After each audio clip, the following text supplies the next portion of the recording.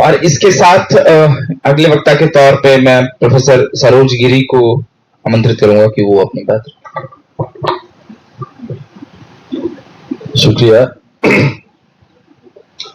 हमारे दोस्त जितेंद्र मीना काफी कुछ बताया आपको, और ये जो हिस्सेदारी मिलने का जो सवाल है, और जो हम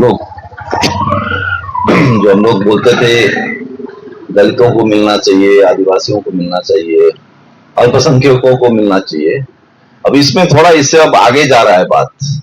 जो उसके दलित या आदिवासी के अंदर में जो ग्रेडेशन जो है, जो डिफरेंशिएशन है, अभी जो मुद्दा चल रहा था आपने सुना होगा, उसी को लेके है कि उसके अंदर में जो सब कैटेगराइजेशन जो हो रहा है, उसके अंदर में फिर आप देख रहे हैं कि कोई दलित के अंदर में एक तबका को ज्यादा मिल रहा है, बाकी को कम मिल रहा है।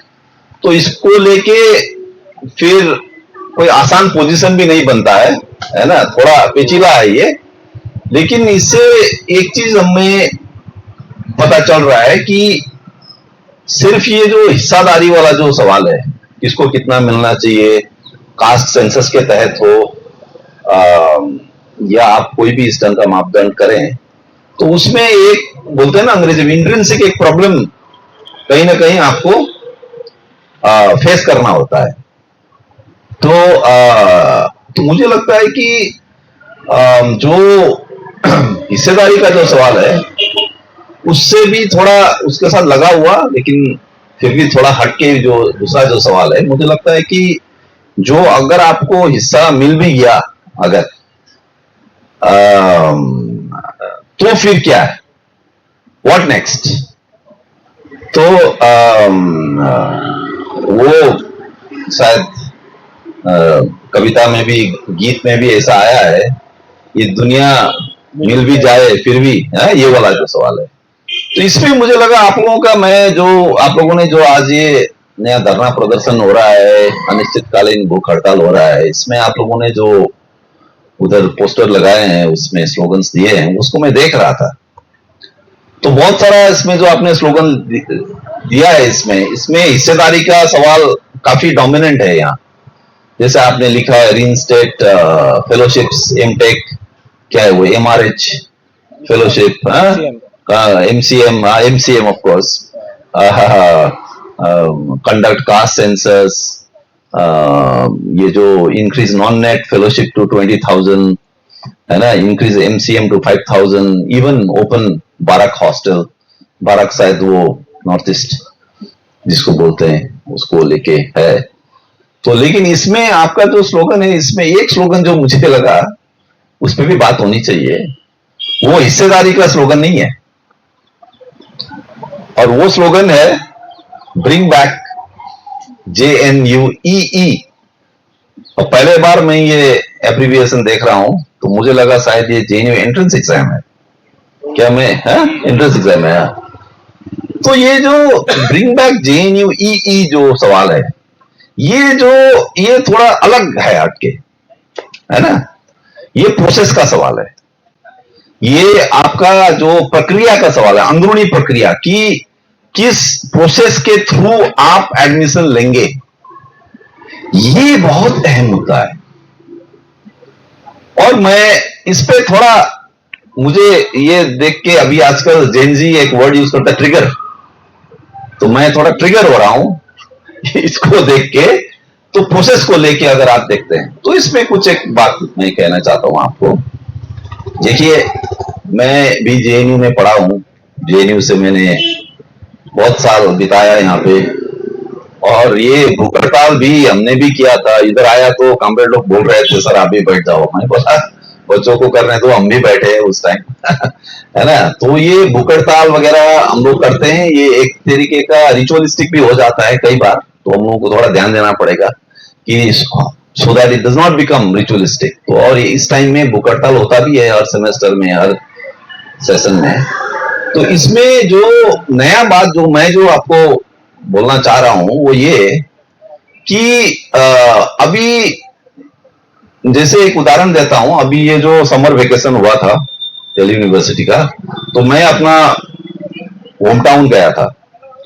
तो मेरे फादर बोले कि 1.5-2 महीने से आप तो घर में ही हो, और पहले तो आप वेकेशन टाइम में भी आप बिजी रहते थे, तो इस बार कोई काम नहीं है आपका यूनिवर्सिटी का, पूरा फ्री हो गए आप तो मैं फादर को मैंने रिप्लाई दिया कि हाँ, कुछ भी काम नहीं है, पूरा छुट्टी मनाने का है। लेकिन इसमें जो छुपा हुआ चीज आप देखिए, पहले जब समर वेकेशन जो होता था, समर वेकेशन के टाइम में हम बिजी रहते थे। मेरा फादर बहुत सही पकड़े इस चीज को, बिजी क्यों रहते थे? क्योंकि एंट्रेंस एग्जाम हम लोग कंडक्ट करते थे, यूनिवर्सिटी कंडक्ट करता था और डिपार्टमेंट कंडक्ट करता था। तो हम डिपार्टमेंट में पढ़ा रहे हैं, तो मेरा वो ड्यूटी था कि हमारा जो एग्जाम कमेटी बनता था, एंट्रेंस एग्जाम का कमेटी होता था, और हम क्वेश्चन फ्रेम करते थे। कोई ऐसा एब्स्ट्रैक्ट, एक अदृश्य जो एनटीए जैसा बॉडी नहीं फ्रेम करता था, वो टीचर्स खुद करते थे। वो हमारा रिस्पॉन्सिबिलिटी था, वो हमारा ड्यूटी था। लेकिन आज के तारीख में पता नहीं चलता है कि क्वेश्चंस कौन फ्रेम कर रहे हैं। अभी जैसे एमए प्रीवियस वाला शुरू हुआ बैच, नया बैच, इनका ओरिएंटेशन भी किया, तो मैं पूछ रहा था दूसरे कोलीग को, यार ये लोग कौन है, स्टूडेंट कौन है, कहां से आए ये, कौन सा एंट्रेंस क्लियर किया इन्होंने, और वो एंट्रेंस का एग्जाम का जो क्वेश्चन किसने बनाया, और उन्होंने जो आंसर लिखा वो किसने करेक्ट किया, कोई अता पता नहीं है। यानी कि ये एक ऐसा डीप, एक षड्यंत्र जैसा लग रहा है कि एक टीचर के सामने में लगता है कि मानो ये कोई एनोनिमस क्राउड है। वो ऑलरेडी नीट एग्जाम वगैरह में ऑलरेडी हो चुका था, लेकिन इधर नहीं हुआ था। कम से कम यूनिवर्सिटीज में हम क्वेश्चंस डिजाइन करते थे, और क्वेश्चंस में हम सोच सोच के बनाते थे क्वेश्चंस कि, और every year the questions are updated, कि जो देश का जो बदलता हालात, जो नए जो पॉलिटिकल मुद्दे आते हैं, जो नए रीडिंग्स आते हैं, उस हिसाब से बनाया जाता था, और एमसीक्यू नहीं होता था। जो एमसीक्यू, क्योंकि अभी तो सब मशीन बना रहा है ना, सब मशीन करेक्ट कर रहा है, टीचर का जरूरत नहीं है, मशीन कर रहा है अभी ये काम, कंप्यूटर कर रहा है। तो क्वेश्चंस जो है, और जो करेक्ट जो करते थे हम, ऑफ कोर्स आप ये कह सकते हैं, लेकिन ये तो सही है कि अभी सब मशीन कर रहा है, क्योंकि फिर पर्सनल बायस नहीं रहेगा। आप ये भी कह सकते हैं ऑफ कोर्स, है ना, कि रियल लिविंग टीचर का तो अपना कोई सब्जेक्ट पोजीशन होता है, वो किसी कास्ट का होगा, किसी क्लास का होगा, किसी अंचल का, किसी स्टेट, किसी राज्य का होगा, तो पर्सनल बायस नहीं है, अभी सब मशीन कर रहे हैं। आप ये भी कह सकते हैं, मैं उसका इनकार नहीं कर रहा हूं। लेकिन इसमें हम क्या देख रहे हैं कि जो एक तरीके का ब्लाइंड ऑब्जेक्टिव प्रोसेसेस, वो अभी हावी हो गया है। मुझे पता नहीं, आप जब जेएनयू, ये ब्रिंग बैक जेएनयू ई बोलते हैं, आपका क्या कंसर्न है, वो आपका स्पेसिफिक होगा यहां का, वो आप बताएंगे मुझे, मैं सीखूंगा। लेकिन ये हमें दिख रहा है कि ये जो ऑल इंडिया एंट्रेंस करने का जो ख्वाब है, ये जो all India one nation one election वाला, ये जो क्या बोलते हैं इसको, आप लोग जो पढ़ते हैं उसमें होमोजेनाइजेशन बोलते हैं ना, एक जो होमोजेनाइजेशन कर देने का, कि जितने भी सेंट्रल यूनिवर्सिटीज है वो सबका एक ही एंट्रेंस रहेगा, CUET। शायद अगले बार आप ये भी लिखेंगे यहां, स्क्रैप CUET। तो मुझे, जब मैंने मेरे कोलीग को पूछा कि यार इस बार क्या स्टूडेंट आया है, पता नहीं चल रहा है, तो बोलता है नहीं सर, इस बार हम लोगों ने दिल्ली यूनिवर्सिटी स्टूडेंट्स के लिए हम लोगों ने एक रखा है, आप लोगों को पता होगा ये सब, जो कैटेगरी 1 कैटेगरी 2। तो बोल रहा है नहीं सर, इस बार पिछले साल जैसा नहीं है, इस बार हमारा ड्यू का स्टूडेंट्स भी आया है। यानी कि जो हमने जो बीए में जो सिलेबस डिजाइन किया था, मैं पॉलिटिकल साइंस पढ़ाता हूं, तो पॉलिटिकल साइंस डिपार्टमेंट का जो बीए में सिलेबस जो है वो तो हमें पता है, हमारा एक सेंस ऑफ बिलोंगिंग है, एक लगाव है, हमने कुछ सोच के किया। यानी कि बोलते हैं ना कि एजुकेशन में एक विजन होना चाहिए। क्या विजन है?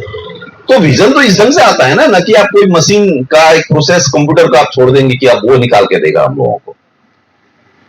तो बोला कि नहीं, इस बार तो थोड़ा हमारा ड्यू का स्टूडेंट्स आया है क्योंकि ये C1 C2 कुछ कैटेगरीज है उसमें, तो उस कैटेगरी के तहत जो दिल्ली यूनिवर्सिटी जो किया है और जिन्होंने ऑप्ट भी किया है, ऐसा नहीं कि आप जब फॉर्म फिलअप कर रहे होंगे अगर उस टाइम आपने वो सम बॉक्स को टिक नहीं किया तो फिर आपको नहीं मिलेगा, even if you are from Delhi University. जो स्टूडेंट दिल्ली यूनिवर्सिटी से है और उसने ऑप्ट भी किया कि हाँ हम इस कैटेगरी में आना चाह रहे हैं, तो वो आ रहे हैं, तो कम से कम अब मुझे थोड़ा लगेगा कि चलो मुझे पता है कि ये स्टूडेंट क्या पढ़ के आए हैं, कहां से गुजर के आए हैं, कोई एनोनिमस क्राउड नहीं है। तो अभी क्या प्रॉब्लम है कि एक एनोनिमस क्राउड आता है। मुझे पता है, याद है उन दिनों का जब जेएनयू के टीचर यहां से गाड़ी पकड़ के जाते हैं, जो एंट्रेंस एग्जाम, सोचिए कोई बिहार में हो रहा है, बंगाल में, उड़ीसा में, वहां इन्विजिलेटर बनने के लिए जेएनयू के फैकल्टी जाना पड़ता था इन पर्सन। यानी कि टीचर जो पढ़ा रहा है क्लास में उसको पता है कि ये बच्चे को मैंने वहां उड़ीसा में कालाहांडी में देखा था और वो आज मेरे सामने में यहां क्लास में जेएनयू का क्लासरूम में बैठा हुआ है। एक कंटिन्यूटी था उसमें। आज पता नहीं जा रहे हैं कि नहीं, जेएनयू की फैकल्टी कैसे जाएंगे भाई, कहां जाएंगे, एंट्रेंस एग्जाम ही नहीं है, क्वेश्चन पेपर लेके जाते थे और खुद खोल के बांटते थे वहां पे कि लो भाई, और वो हो सकता है उसी ने बनाया हो, फिर घर में जाके वो जांचते। वो जो पूरा इसको एक ऑब्जेक्टिव प्रोसेस जो कर दिया है इन्होंने, ऑब्जेक्टिव यानी कि इम्पर्सनल, एब्स्ट्रैक्ट, मशीनिक प्रोसेस, इससे क्या हो रहा है कि स्टूडेंट मूवमेंट को, जो स्टूडेंट्स यूनियन को तो वीक कर ही रहे हैं ये। टीचर्स का जो इवन जेन्यूटा छोड़ दीजिए, डूटा छोड़ दीजिए, उस लेवल का भी बात नहीं कर रहा हूं मैं कि भाई टीचर्स पॉलिटिकली संगठित होके फिर उनका क्या बार्गेनिंग पावर है नहीं है। मैं तो बोल रहा हूं कि टीचर तो एवरीडे टीचिंग प्रोसेस में भी उनका कुछ सही नहीं है। स्टूडेंट्स आते हैं तो स्टूडेंट और टीचर का भी रिश्ता बदल चुका है, क्योंकि स्टूडेंट को भी लगता है ये टीचर को तो क्या, इसका तो कोई पावर ही नहीं है, इसके साथ क्या बात करना। देखिए स्टूडेंट भी ये देख रहा है ना, वो टीचर है, इनको वो सब्जेक्ट आता है, इनको विषय वस्तु का ज्ञान है, बोल के नहीं आ रहा है। वो भी स्टूडेंट भी बाध्य हो रहा है ये देखने में कि, और तुरंत एमए के बाद पीएचडी है। देखिए एमए फर्स्ट ईयर का स्टूडेंट बोल रहा है सर प्रपोजल बनाना सिखा दीजिए ना, बोलता है। मैं बोला क्या बोले, किस चीज का प्रपोजल बनाना? नहीं सर पीएचडी का। मैं हैरान हो जाता हूं कि एमए में अभी आया बच्चा ओरिएंटेशन में पूछ रहा है सर आपका कोर्स लूंगा तो आप प्रपोजल बनाना सिखा दोगे? ये क्वेश्चन है। स्टूडेंट को इंटरेस्ट ये नहीं है कि क्या सब्जेक्ट मैटर है, क्या पढ़ाएंगे, क्या विषय वस्तु है, क्या रीडिंग से, उस पर इंटरेस्ट नहीं है। उसको इतना सिस्टम ने उसको ऐसा धकेल के रखा है, सिस्टम का ऐसा प्रेशर है जो ऑलरेडी फील कर रहा है। वो ये सोच रहा है कि एमए के बाद तो एमफिल नहीं है, एमए के बाद तुरंत पीएचडी है, तो उसका अभी मुझे तैयारी अभी शुरू करना है। तो क्या पढ़ाएंगे बताइए, क्या पढ़ाएंगे? ये एक हालत। इसलिए आप जब वो कहते हैं ना, वहां जब लिखे आप ब्रिंग बैक जेएनयू ईई, ये सिर्फ जेएनयू एंट्रेंस एग्जाम का सिर्फ सवाल नहीं है, और आपको ये पता है कि उसके साथ जुड़ा हुआ तमाम चीजें आप खुद देख रहे हैं। आप भी इनसाइडर है यूनिवर्सिटी सिस्टम के, आप खुद देख रहे हैं, खुद झेल रहे हैं आप ये चीज की कैसे ये पूरा जो एजुकेशन सिस्टम का, जैसे पहले हम लोग स्लोगन देते थे ना कि प्राइवेटाइजेशन हो रहा है एजुकेशन का, कमर्शियलाइजेशन हो रहा है, तो उसमें बस इतना समझे थे उस टाइम कि प्राइवेटाइजेशन ऑफ एजुकेशन मतलब स्कॉलरशिप वगैरह हटा देंगे, या कुछ कुछ जैसे हिंदू कॉलेज में वो एक हॉस्टल बना था, उसमें वो एक्सपेंसिव हॉस्टल है वो, तो उसमें जो स्टूडेंट कैन पे है ना, जैसे ये आपका जो यहाँ पे जो आर्ट्स एंड एस्थेटिक सेंटर जब ये जेएनयू में आर्ट्स एंड एस्थेटिक सेंटर बना था तो हम लोग बोलते थे प्राइवेटाइजेशन के चलते ये आया है, तो हम लोग विरोध करते थे इसका। क्यों? चूंकि हम लोग ने पता किया था कि ये फोर्ड फाउंडेशन का फंडिंग है इसमें। आर्ट्स एंड एस्थेटिक्स डिपार्टमेंट के कोई है यहाँ? थोड़ा हाथ उठाइए। अरे देखिए देखिए, मंच में बैठे हुए हैं। हम लोगों ने विरोध किया था और हम लोगों ने यह भी सवाल उठाया था कि school of arts and aesthetics, तो हम लोगों ने बोला स्कूल तो वो होता है जिसके अंदर में बहुत सारा सेंटर्स होता है। ये कौन सा स्कूल है कि इसके अंदर में तो कोई भी सेंटर नहीं है? अभी पता नहीं सेंटर किया है कि नहीं अंदर में। तो हम लोगों ने विरोध किया था। हम लोगों ने बोला कि इसको सेंटर बनाओ। हम लोगों ने देखिए, तब जेएनयू का ये डिमांड था, जेएनयू का ये डिमांड था कि ये कैसे ये स्कूल हो सकता है कि एक स्टेट, बिहार एक स्टेट है, मजाक में हम लोग रिपब्लिक ऑफ बिहार बोल देते हैं, लेकिन वो तो इंडिया के अंदर में है ना। आप एक नया स्टेट कैसे उसको देश डिक्लेयर कर सकते हैं? तो उसके बाद धीरे, तो इस टाइप का संकेत उस टाइम भी था कि प्राइवेटाइजेशन आ रहा है। और फिर उसके बाद जैसे आप दिल्ली के अंदर में देखिए, जब अशोका यूनिवर्सिटी बना, अशोका से पहले जिंदल बना, जिंदल यूनिवर्सिटी जब बना, जब शिवनाडर यूनिवर्सिटी बना, जब अशोका यूनिवर्सिटी बना और तमाम बन रहे हैं, उस टाइम जो हम लोग जो पब्लिक यूनिवर्सिटीज में पढ़ा रहे हैं, जेएनयू में पढ़ा रहे हैं, दिल्ली यूनिवर्सिटी में पढ़ा रहे हैं, हमारे पास मैसेज आता था फीलर्स कि oh you are teaching in Delhi university, you are teaching in JNU, you know, would you like to shift to Shiv Nadar, would you like to shift to Ashoka, would you like to shift to Jindal. और वो बोलते थे कि आपको जो salary जो है, जो जेएनयू डीयू में आपको जो सैलरी मिल रहा है, उससे 4 डबल सैलरी आपको देंगे। यानी कि आप नेगोशिएट कर सकते हैं। देखिए प्राइवेटाइजेशन कैसे ऑपरेट करता है। वो बोल रहा है कि आप डील कीजिए, जैसे हम एसोसिएट प्रोफेसर, असिस्टेंट प्रोफेसर के तहत हम ज्वाइन करते हैं, तो हमारा स्केल तो पहले से फिक्स है, सबको पता है कि असिस्टेंट प्रोफेसर का इतना होता है, एसोसिएट का इतना होता है। प्राइवेट में वो नहीं है, डील कीजिए डील। हमारा ब्रांड वैल्यू ज्यादा है और मेरा ब्रांडिंग दिखा के अशोका अगर बड़े बड़े और अमीर स्टूडेंट को अट्रैक्ट कर सकता है तो मुझे ज्यादा मिलेगा, और मुझसे भी ज्यादा ब्रांडिंग अगर जितेंद्र मीना का है तो जितेंद्र मीना को उसी काम के लिए, उसी पोस्ट के लिए और ज्यादा मिलेगा। ये भी हुआ है। तो फिर हमारे जेएनयू के फैकल्टी चले गए उधर, आपको पता है, डीयू के भी गए हैं। मेरे ऊपर भी था, ऑफर था कि आप आइए, chauffeur driven car will drop you in that university because Chief Nader is very far, Noida, greater Noida के तरफ है। तो बोला सर आप टेंशन मत लीजिए, हम लोग chauffeur driven कार भेजेंगे आपके लिए, वो व्हाइट कलर का पर्दा वाला नहीं होता है। मैं बोला है उसमें जाके बैठ के, उसमें जाके क्या पढ़ाएंगे, हम तो बर्बाद हो जाएंगे, फिर जेएनयू वाले हमको नहीं बुलाएंगे यहाँ, बोलेंगे ये तो बिक चुके हैं, है ना।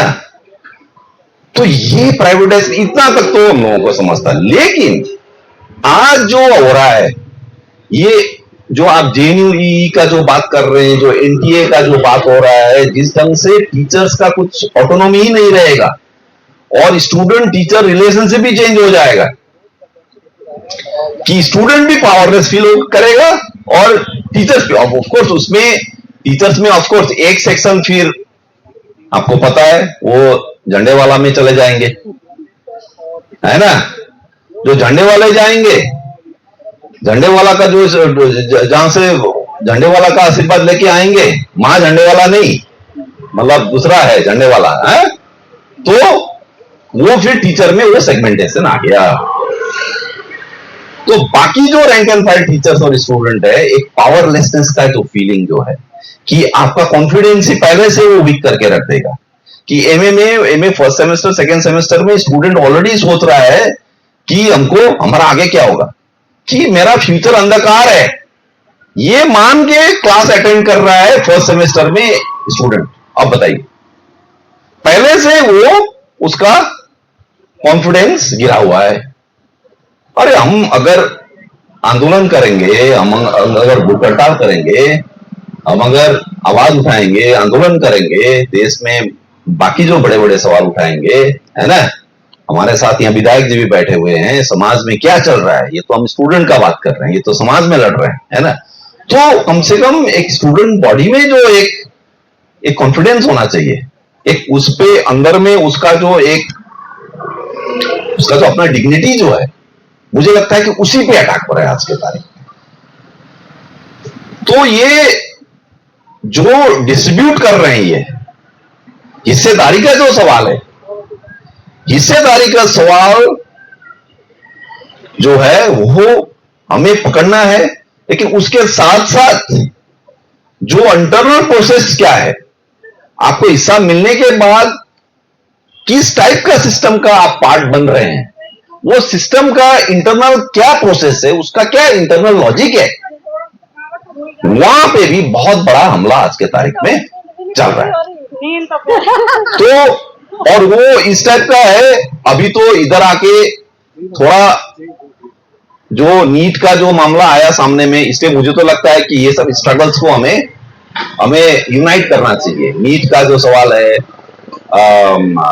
जो IIT JEE का सवाल है ना, जो इधर IAS कोचिंग का जो सवाल है, जो कोचिंग इंस्टीट्यूट्स क्या कर रहे हैं, देखिए स्टूडेंट बॉडी तो एक ही है, उसी स्टूडेंट बॉडी में से कोई कोटा में पहुंचा है नीट का ये करने के लिए, कोई IAS कोचिंग कर रहा है, कोई JNU में है, कोई DU में है, कोई अंबेडकर यूनिवर्सिटी में है, कोई अशोका में है, और कोई बाकी जो देश के तमाम यूनिवर्सिटीज कॉलेजेस है ना, वहां है।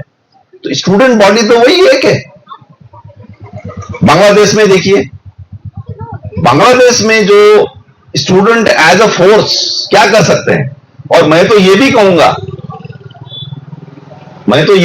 धनंजय आगे जाके कि इवन अग्निवीर में जो लड़के हैं, क्योंकि अगर हम सर्वहारा वर्ग का हम राजनीति को हम आगे बढ़ाना चाह रहे हैं, अगर हम जो नीचे तबके के जो समाज में जो हैं उनका राजनीति को हम आगे बढ़ाते हैं, तो अग्निवीर के जो लड़के हैं वो भले ही JNU DU जैसे यूनिवर्सिटीज में वो नहीं आ पाए, लेकिन वो उनका जो संघर्ष है, उनके संघर्ष के साथ जब तक आप नहीं जोड़ पाएंगे, आपका संघर्ष भी आगे नहीं बढ़ पाएगा।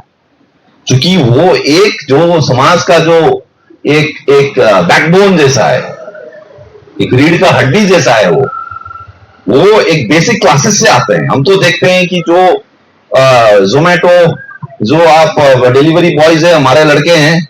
देखिए दिल्ली यूनिवर्सिटी को आप ये मत समझिए कि जहां पे आर्ट्स फैकल्टी में हम लोग प्रोटेस्ट करते हैं, जो दिखता है सिर्फ वो दिल्ली यूनिवर्सिटी नहीं है। मैं आपको ये चीज बता दूं, दिल्ली यूनिवर्सिटी का एक बड़ा सेक्शन, और ये बहुत ही इंपॉर्टेंट चीज है, दिल्ली यूनिवर्सिटी का बहुत ही इंपॉर्टेंट जो हिस्सा है वो है school of open learning, SOL। अगर आप सर्वहारा वर्ग का हित का बात करते हैं, अगर आप सर्वहारा वर्ग का राजनीति का बात करते हैं, तो आपको SOL कभी नहीं भूलना चाहिए।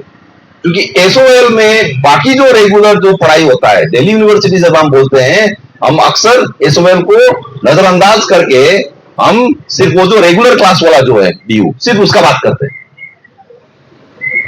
और अगर आप गिनती भी करते हैं कि स्टूडेंट का संख्या कहां ज्यादा है, मुझे लगता है SOL का ज्यादा है।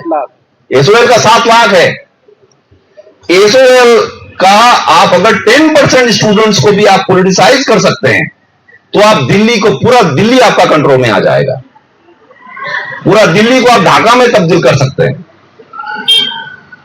SOL का वो है पावर। SOL में कौन बच्चे हैं पता है आपको? आपने कभी इस चीज को सोचा है? आप कभी SOL में जाके ऑर्गेनाइज किया आपने? SOL में वो बच्चे हैं जिसके बारे में आपको एक चीज बताता हूं। संडे का दिन आप किसी दिन जाइए दिल्ली यूनिवर्सिटी, तो देखिएगा, जैसे हम लोग जहां मिले थे सोशल साइंस डिपार्टमेंट, वहां पे उसके सामने में एक लॉन है, हरी घास है इसे बैठने के लिए। संडे के दिन आप देखिएगा कि वहां पे चौकीदार स्टूडेंट्स को भगा रहे हैं। क्यों भगा रहे हैं? क्योंकि वो स्टूडेंट आके वो जो ग्रीन जो ग्रास है जहां पे कोई भी बैठ सकता है, बाकी दिन स्टूडेंट्स बैठते हैं, उस दिन वो जो बच्चे वहां कुछ देर बैठते हैं, बैठ के जो घर से कुछ लंच लेके आया वो खाते हैं, चौकीदार आके उनको उठा के भगाते हैं। तो हमने देखा एक दिन, तो बोला कि क्यों भाई इनको क्यों भगा रहे हो? नहीं सर, ये बहुत बदमाश होते हैं। कौन है ये एसओएल के स्टूडेंट्स है।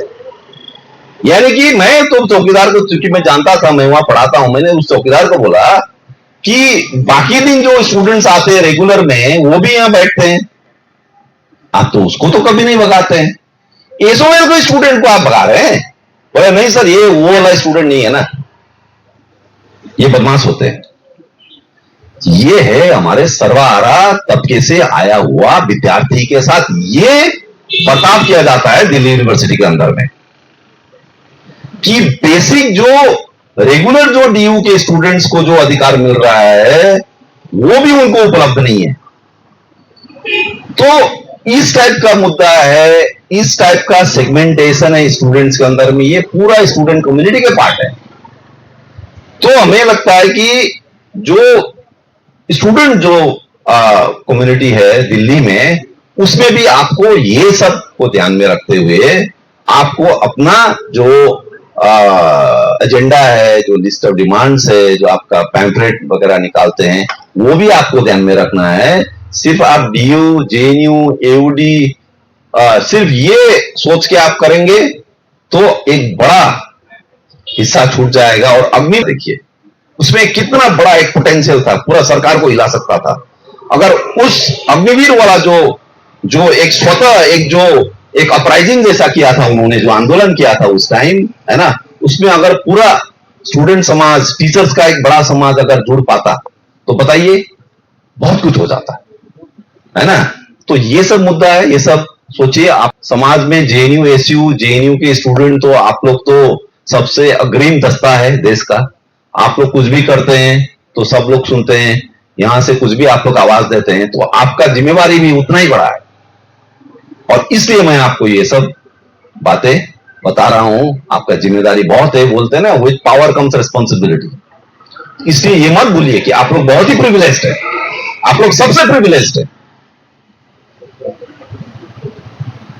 तो इसलिए आपका जिम्मेदारी भी बहुत ज्यादा है, और आपको इन सब चीजों को भी ध्यान देके इस संघर्ष को आगे बढ़ाइए। और हमारे दोस्त लोग यहाँ कितने दिन से भूखे, 9 दिन से भूखे बैठे हुए हैं, और मैं उनको लाल सलाम कहता हूं अपनी तरफ से, और उनका साथ में हूं। और आपने यहाँ पे मुझे बात रखने का मौका दिया, बहुत बहुत शुक्रिया। लाल सलाम।